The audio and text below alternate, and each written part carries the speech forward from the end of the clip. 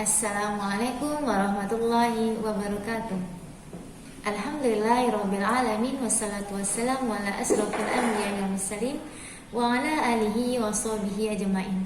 Segala puji bagi Allah yang telah memberikan kita rahmat serta karunia sehingga pada saat ini alhamdulillah kita masih diberikan kesehatan jasmani maupun kesehatan rohani. Nah, oleh karena itu Ustazah, kita sebagai umat Nabi Muhammad senantiasa untuk selalu bersyukur karena pada saat ini kita masih diberikan kesehatan oleh Allah. Nah, bayangkan Ustazah, jika suatu saat nyawa kita diambil, kenikmatan hidup kita diambil oleh Allah, gimana apa yang akan kita rasakan? Nah, mulai dari sekarang, mulai detik ini dan mulai saat ini, marilah kita senantiasa bersyukur kepada Allah. Bersyukurnya selalu berterima kasih apa yang telah Allah berikan kepada kita, baik itu diberikan kesehatan, baik itu diberikan kenikmatan hidup maupun diberikan kenikmatan yaitu berupa makanan yang telah Allah berikan kepada kita. Nah, segala sesuatu yang Allah berikan kepada kita senantiasa kita selalu untuk mengucapkan terima kasih, mengucapkan bersyukur karena Allah telah memberikan kita segala sesuatunya dengan gratis. Nah, baiklah Ustazah, seperti biasa sebelum pembelajaran dimulai, sedikit hadis yang ingin Ustazah sampaikan. Hadisnya tentang niat. Nah, insyaallah hadis ini telah antum hafal. Semoga nanti hafalan antum tetap terjaga. Nah, Ustazah hanya sedikit mengulangi hafalan yang telah antum hafalkan. Baik, hadis tentang niat yang bunyinya adalah innamal a'malu binniyah, yang artinya sesungguhnya segala sesuatu perbuatan itu tergantung kepada niat. Nah, oleh sebab itu Ustazah, jika niat kita baik maka hasilnya akan baik. Namun ketika niat kita tidak baik maka hasilnya juga tidak akan baik. Nah, oleh sebab itu Ustazah, ketika kita ingin berniat, berniatlah dengan sesungguhnya. Pasanglah niat yang sebenar-benarnya dan pasangkan niat di dalam hati kita bahwasanya segala sesuatu yang kita inginkan, segala sesuatu yang kita kerjakan hanya untuk mengharapkan ridha dari Allah. Baiklah Ustazah, sebelum materi dimulai, seperti biasa, semoga antum sudah mempersiapkan alat tulisnya. Jadi ketika materi Ustazah sampaikan, antum bisa mencatat di buku catatan antum. Dan jika ada latihan, selain dikerjakan di Google Form, antum juga mencatatkan kembali latihannya di buku catatan. Untuk apa catatannya Ustazah? Nah, catatannya adalah untuk sebagai bahan materi tambahan antum ketika nanti ada ulangan, antum bisa membaca catatan tersebut. Ketika ada latihan, antum bisa membuka kembali catatan tersebut. Nah, oleh karena itu, belajarlah untuk menulis dengan tulisan yang rapi, supaya nanti ketika ada ulangan antum bisa membaca kembali catatan yang telah antum catat. Baik Ustazah, sebelum materi kita mulai, marilah kita sama-sama membaca basmalah. Bismillahirrahmanirrahim.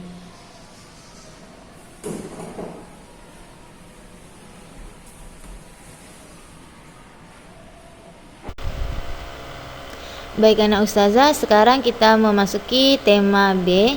Nah, tema B di sini judulnya tentang persatuan di dalam perbedaan. Di dalam tema B anak Ustazah, dia terbagi lagi menjadi dua. Yang pertama, kita lihat dari subtema pertama. Subtema pertama di sini yaitu rukun dalam perbedaannya. Nah, di dalam subtema 1 dia ada pembelajaran pertama. Nah, pembelajaran pertama di sinilah yang akan Ustazah sampaikan kepada antum. Materinya yaitu tentang menggali informasi dalam teks yang dibaca. Nah, Ustazah harap antum sudah bisa mengikutinya dengan baik. Ingat, ketika belajar silakan dalam keadaan siap, fokus untuk mengikuti pembelajaran, dan jangan lupa dicatat hal-hal yang penting yang Ustazah sampaikan. Selamat belajar. Baik anak Ustazah, kita lanjut lagi dengan pembahasan kita yang intinya yang harus antum pahami itu adalah ketika kita ingin menggali suatu informasi, ada beberapa hal yang harus dilakukan, atau bisa juga dikatakan ada beberapa aspek yang harus antum perhatikan. Yang pertama itu ada aspek apa, yang kedua di mana, dan yang ketiga siapa, dan yang keempat kapan, dan yang kelima mengapa, dan yang terakhir adalah bagaimana. Nah, keenam aspek tersebut adalah kata kunci yang dimana kita langkah awal untuk mencari informasi. Nah, dari keenam yang Ustazah sampaikan tadi itu adalah salah satu contoh kata tanya yang sering digunakan. Nah, jadi kata tanya juga bisa tombak awal kita untuk menggali informasi. Sekarang kita coba perhatikan bagian untuk menemukan informasi penting. Nah, dari awal setelah Ustazah sampaikan bahwasanya ketika kita ingin menggali suatu informasi, maka kita harus melakukan beberapa aspek. Nah, aspek pentingnya itu ada 6. Yang pertama yaitu adalah aspek apa. Nah, aspek apa di sini itu adalah sebuah penjelasan tentang suatu hal. Yang kedua, kita lihat aspek siapa.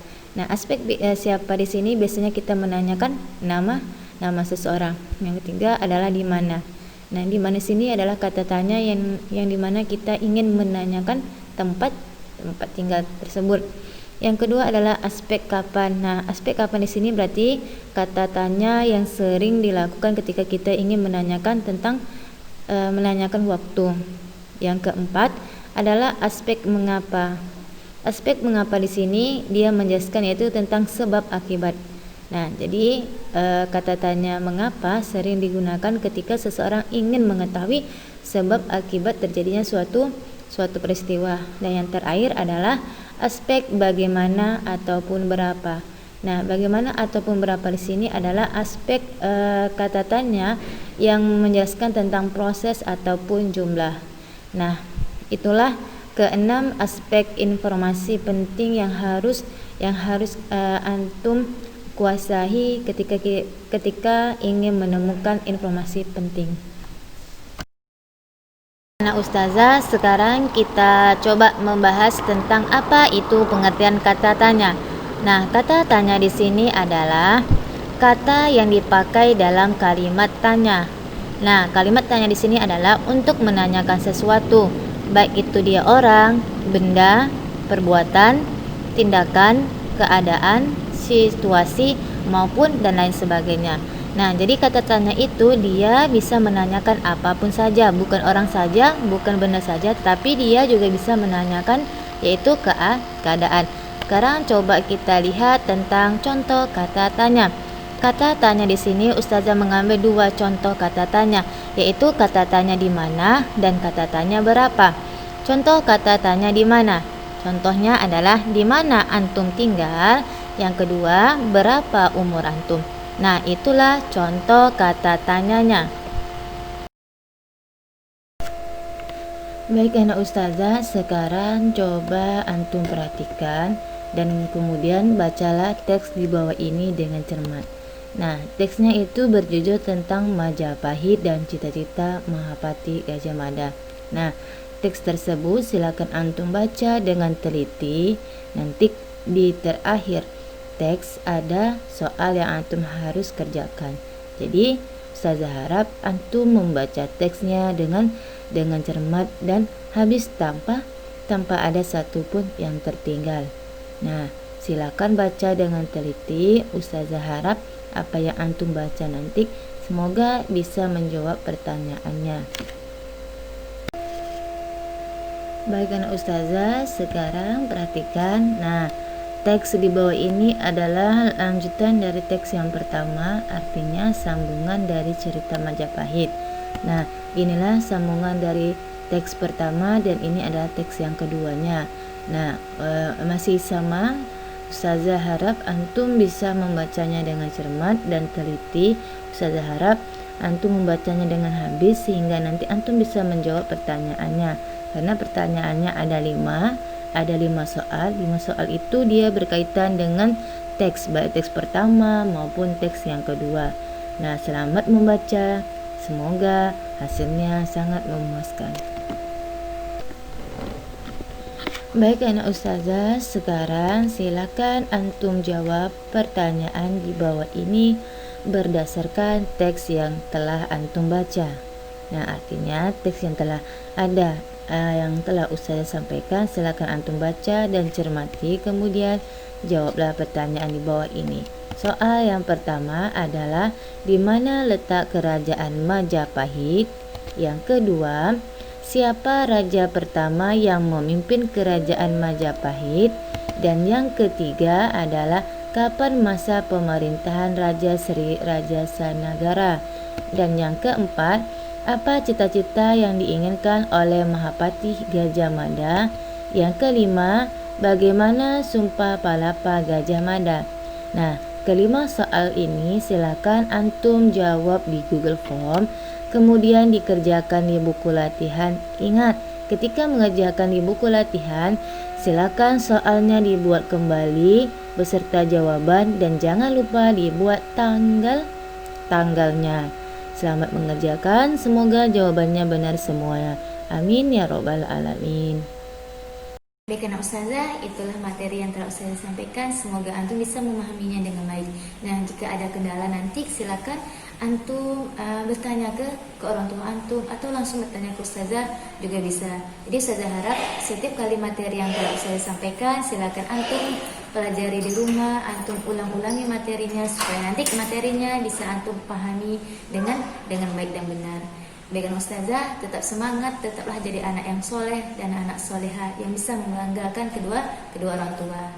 Baik, kita tutup pembelajaran kita dengan membacakan doa kafaratul majlis. Subhanakallahumma wa bihamdika asyhadu an la ilaha illa anta astaghfiruka wa atubu ilaik.